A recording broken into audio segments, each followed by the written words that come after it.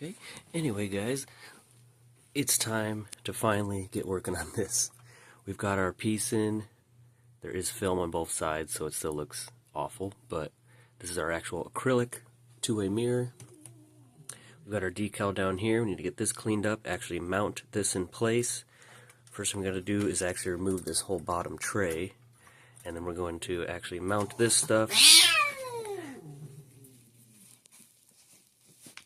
I knew something was going to happen.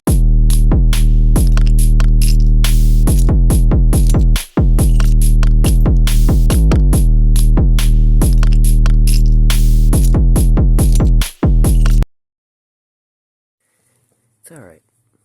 We know you would never start a fight, especially when we're home. Anyway, get the wires and everything, tucked away so that this whole bottom piece is one thing we can just slide in. And then I sort of had the idea of using the little rubber piece that comes around the disk drive, this piece here. Just use a couple of those to actually hold that top piece on. That way, in the future, if someone, take it apart to clean it out, you can just slide this out, clean everything out, get to the heat sink and all that kind of stuff. Now, I also plan, these fans obviously are blowing in, just to help more intake to feed this fan. I should have a little filter I can put up top here, so that's going to help tremendously with getting all kinds of crap inside of it. And then last thing I gotta do, drill a hole on the side here and here so we can actually screw this bottom tray into place so that it's locked in and not loose in there. I had to tinker around a little bit, but basically it seemed like the best idea was going to be to hack this up quite a bit so that it could sit over top and it would basically just create a good border and everything and hide kind of the edges and the inverter, but I would literally have to cut like 90% of this away. Big chunk out here for the fans, and the way the lips are here and how this actually sits inside the lip of the bottom piece would pose to be more challenging. So what we're going to do is actually use our top metal frame. This one's pretty dirty, but it's actually the cleanest one I have. Looks like my camera's giving up on me again. And basically, reuse this. Now, I don't want to hide any of this stuff, even though you can still see the fan and this here.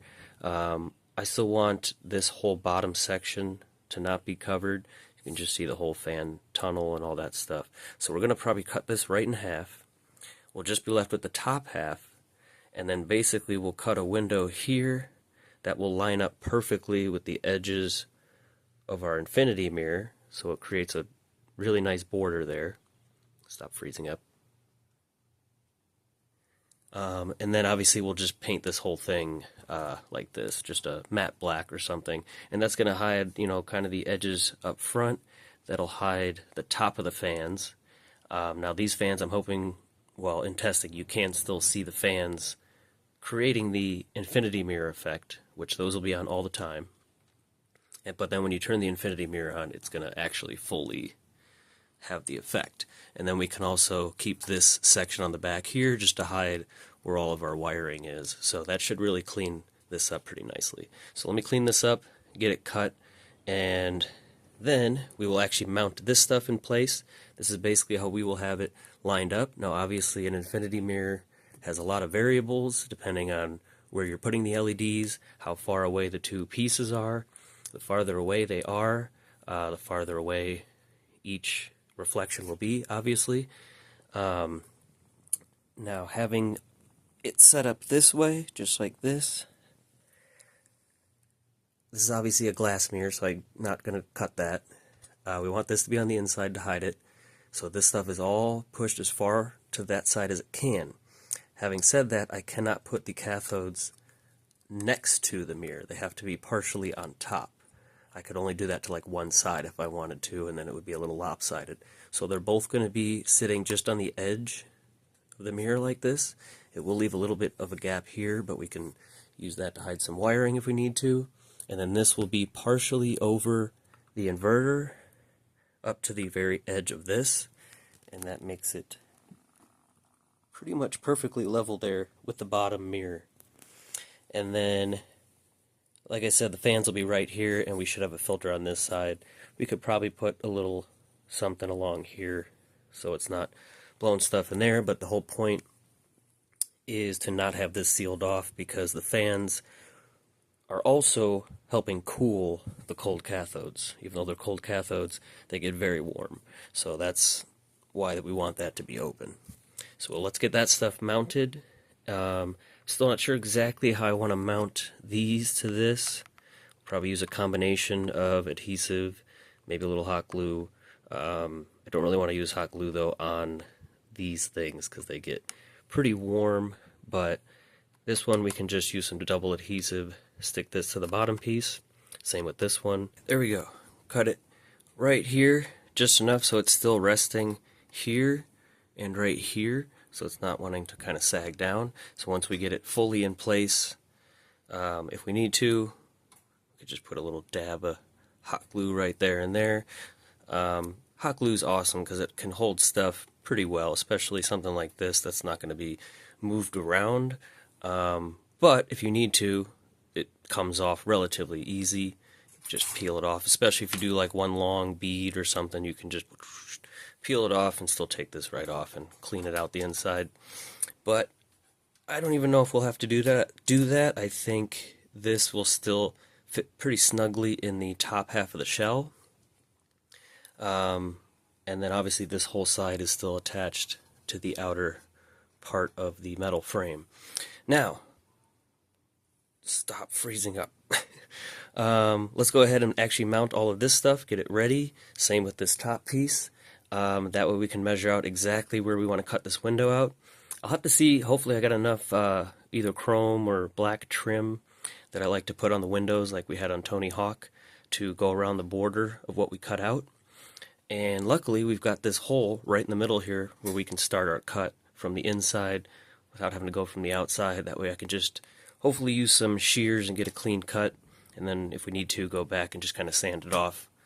Okay, all this stuff is now all attached here. All this stuff here, we used a little bit of hot glue here and there, just kind of hold things in place, and then use some actual higher heat adhesive in there. I made this little bracket here because, as you can see, our inverter is slightly taller than the cathodes. So if we were to set our mirror on top, it's going to lean forward just a hair. So with this bracket, which is going to slide right in between here, you can see that adds just a tiny bit of height. And so that's going to level out that top piece on there, which is pretty important for an infinity mirror. I mean, I guess if you wanted that effect, you could tilt the top or bottom piece, and then the infinity effect is going to kind of curve off to the side. But I'm trying to get it as level as possible. So now we can get this in. We will at least take the bottom piece of the film off of this here so we can get this attached. We'll leave the top on for now, just while we're still moving things around. And we need to make a little bit of wiring here. So first of all, we need the stock fan, which I thought I said over here. We're going to wire both of the two 40mm fans that are here to the stock fan outlet. So that's going to be 5 volts. And then this here, along with the main fan, is going to be connected to 12 volts. So this one has to go straight to 12 volts. It needs that. But the fan, we're going to splice in here, and this one is actually going to step it down to, I can't remember if it was 7 or 9, somewhere between there. It's not down to 5, but at full 12 it's a little bit noisy, so we're just dampening that down a little bit. And then this side is going to connect right into the DVD drive cable. Since we're not using the DVD drive at all, we're just going to cut that off completely and just keep the positive and negative 12 volt cables on that. And like I said, these will be with this one, but after the resistor, because obviously we need full 12 and a little bit less for the fan. And then both of those are just plug right in to the stock fan outlet, and that's pretty much all of the wiring that we need there. The only other thing is to put different ends on this and connect it to the switch that we already added to the back of the system. Okay, our wiring is set. This is going to plug into the motherboard where the DVD cable would go, but we're just using the 12 volts off of that. That's going to our switch. That's what these two plugs are. I only had one of the small ones and I couldn't find them at the store, which is annoying. When that switch is activated, it will then turn on the cathodes.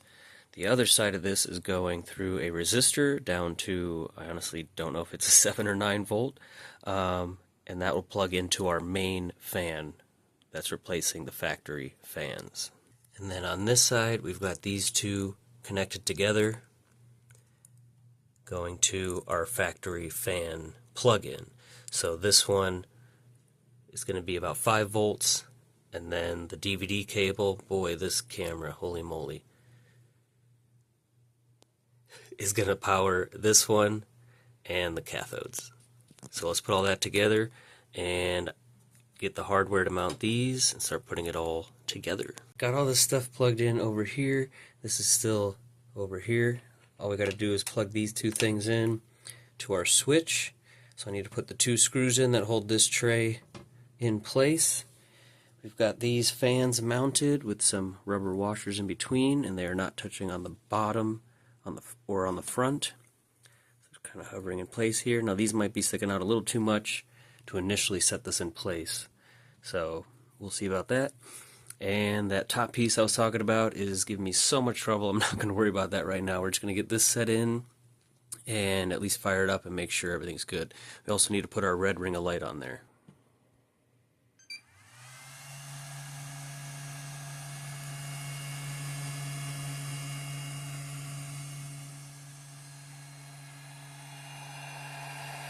Alright. So right off the bat, I just realized hooking those up to the stock fan without the other wires, they're going full 12 volts. But everything's working so far. This fan's good. These are crazy loud. Here we go with the button. Ooh, jeez.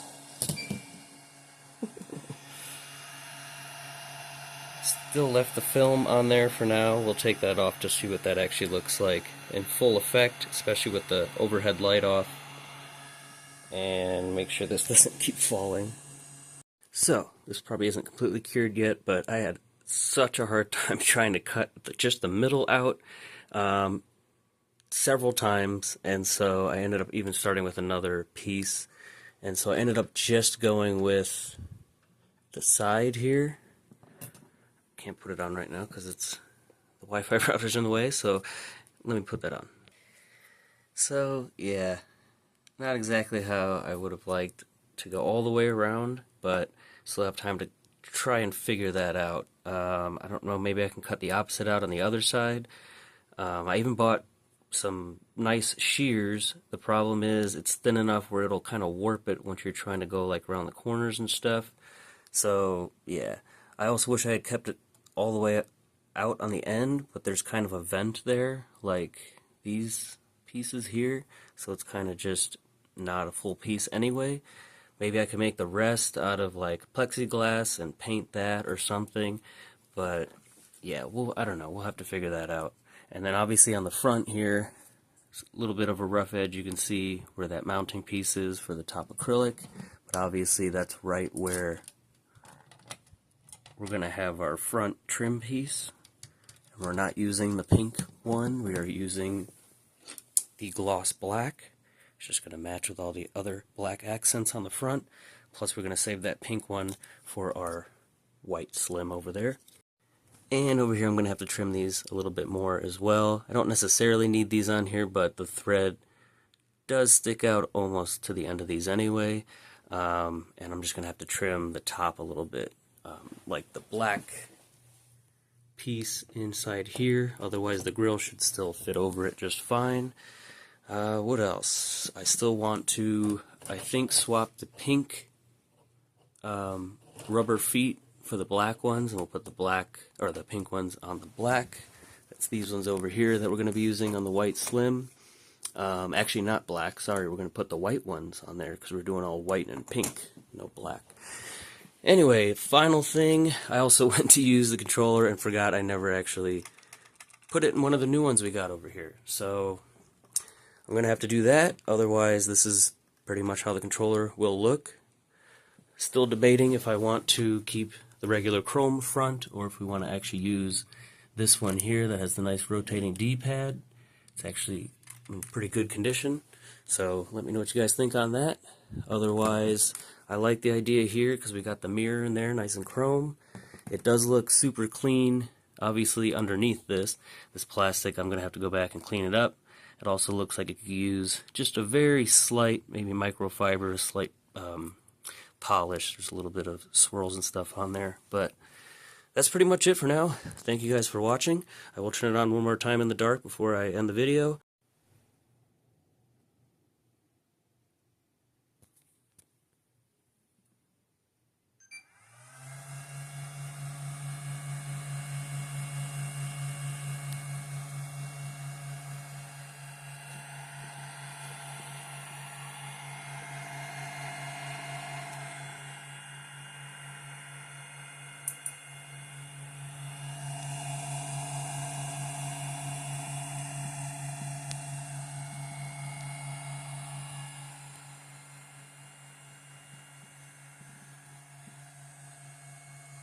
Alright, that's pretty much it. That's with our trim piece up here. I guess I can make it a little bit wider, and I would like to put Kylo Ren across the top or this side. Otherwise, that's it for now. Let me work on the finishing details. And we also got our pump for R2-D2.